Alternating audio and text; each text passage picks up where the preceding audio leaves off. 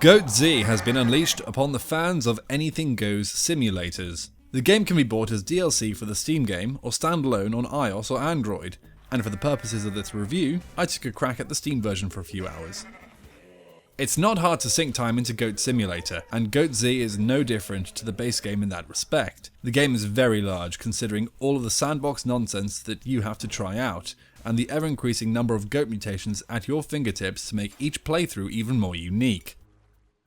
Most features from Goat Simulator have returned. Collect golden goats, complete missions and challenges, and lick everything you can latch your disgustingly elongated tongue onto. There are vehicles to drive and minigames to try, which are fun little variations in gameplay, sharing the awkward controls and glitchiness of the rest of the game. Basically, if you like Goat Simulator, then you will love GoatZ, because it simply gives you more. Speaking of more, there are brand new things to try out.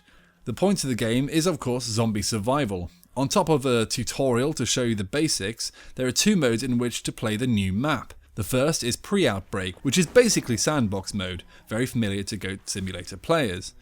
The second is post-outbreak. Playing after the outbreak gives your goat hunger and health bars, both of which must be diligently managed if you want to survive for a good number of days.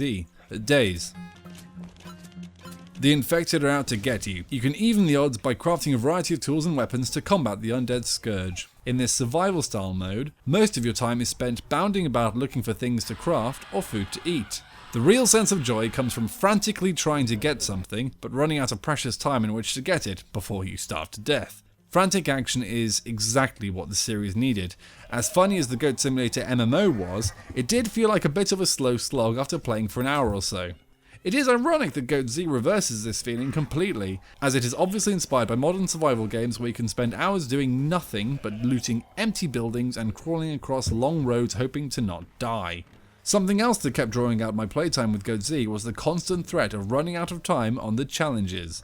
As soon as one is completed or failed, there is another time challenge to get on with. This all helps with the fun feeling of the fast-paced action. This game is, of course, not without downsides, the biggest of which is used as a selling point. It's full of bugs. So many bugs and glitches. While most of them result in some funny little moments of gameplay, there are a few too many that just feel like the developers are lazily excusing some game-breaking or ugly bugs as features. For instance, the controls are all over the place. On some surfaces the goat slips around, others it can hardly climb up. On a few occasions, the poorly controlled vehicle I was in clipped into walls to the point where I couldn't recover it. A lot of objects have no assigned name, so it just looks stupid when interacting with them. When I first played the tutorial, there was a glitch halfway through that prevented me progressing to the next room. In post-outbreak mode, I lost a lot of health to unseen zombies spitting or punching through walls that I was behind, damage that I couldn't have reasonably avoided getting. For all its problems, the game is just more crazy sandbox fun, and most glitches are either forgivable or in fact enhance the experience.